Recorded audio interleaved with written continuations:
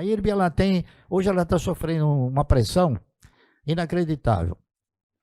Nós temos um outro mecanismo no mercado que eu tenho qualificado esse mecanismo como a institucionalização do estelionato. Você veja bem, o que nós temos no país é o seguinte: se você alugar uma casa, você não pode vender. Se você alugar um veículo, também você não pode vender. Se você alugar através de um contrato mercantil um equipamento industrial, um equipamento de agroindústria, né? Você não pode vender. Mas uma ação você pode alugar e vender. A ação é um ativo que, lamentavelmente, ao longo do tempo, a Bolsa fez com que as ações se transformassem num instrumento fungível, como o dinheiro. E não é. A ação também ela tem que ser identificada, porque ela era identificada, né? Então a Bolsa, para fortalecer os seus interesses, ela fez o quê? Ela simplesmente passou a considerar que as ações seriam o quê? Ou são um bem fungível. E isso não está certo. Por quê? Porque o cidadão, a maioria são os fundos que fazem isso, os grandes fundos.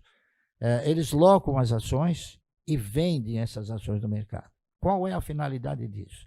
Vamos supor e imaginar, a ação está R$1. Ele loca as ações e vai pressionando o mercado, e vai oprimindo o preço, né?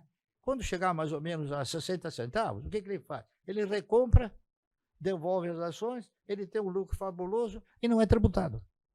Está entendendo? Então, esse mecanismo todo, eu não consigo interpretar nem entender por que as autoridades não veem isso, não enxergam isso. Está entendendo? Eu costumo dizer o seguinte: há pouco tempo atrás, numa entrevista que eu fiz, o cidadão perguntou, mas e o ministro? Eu falei, o ministro, ele não sabe, coitado, ele não sabe disso daí.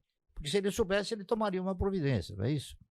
Então, a pressão que se exerce sobre uma cotação, e isso está acontecendo com a IRB, está acontecendo também com outro papel chamado Cielo.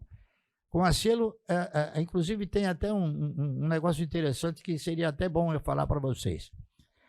Recentemente, eu fiz um trabalho também, apenas então somente um relato, né? A Cielo, ela foi um papel que chegou a ter uma cotação de R$24, R$25.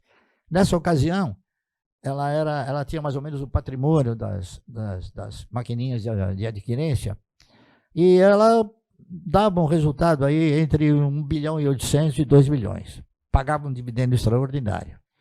Só que, com a pandemia, ocorreram duas coisas. Começaram a aparecer os concorrentes das maquininhas, é isso? E diminuiu sensivelmente o pagamento através de cartões. Então, ela veio até por uma situação difícil, né? Isso chegou até em 2019, 2020, chegou até um resultado negativo.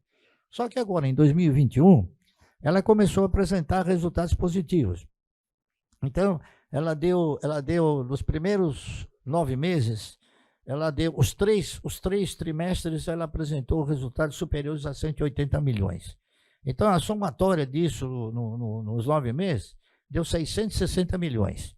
Então, hoje, com 660 milhões de resultado já consolidado, e veja, pagando dividendo trimestral, ela não sai dos 2,30, 2,40, por quê? Porque tem 165 milhões de ações alugadas. Então, essa pressão exercida pela locação, ela prejudica e não faz com que o papel tenha uma cotação razoável.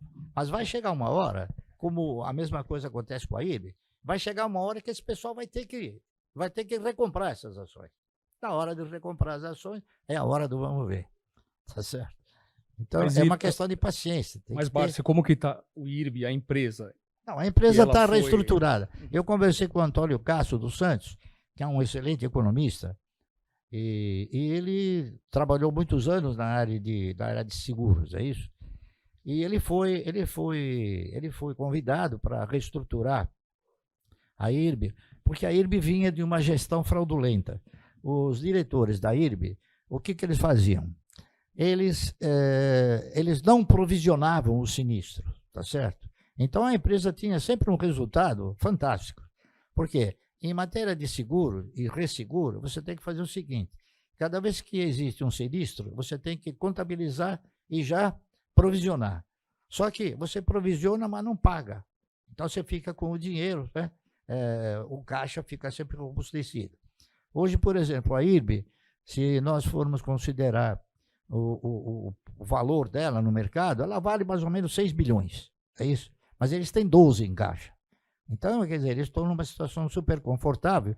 E agora também houve uma redução bastante no sinistro, porque com a Covid, houve muito pagamento de seguro. Então, o pagamento ele é feito assim. Ele é feito posteriormente, quando se consolida que efetivamente aquele sinistro é verdadeiro, não é forjado, não é provocado, tá certo? Até ele me deu um exemplo interessante. Ele falou para mim: Barsi, você lembra daquele acidente que teve, eu não me lembro o ano também, de um avião da Air France que caiu no mar? 2009. Ele falou: nós estamos pagando o seguro agora. Está entendendo? Por quê? Porque o sinistro é uma coisa que precisa ser contabilizada. E aquela gestão, eles não contabilizavam o sinistro, consequentemente, então a empresa tinha um resultado extraordinário. Então ele teve que refazer todos os balanços, é isso? Republicou todos esses balanços e hoje a empresa está numa situação bastante confortável em termos de idoneidade, né? Escolheram-se ótimos profissionais para administrar a empresa e ela está agora praticamente já pegando os primeiros resultados, né?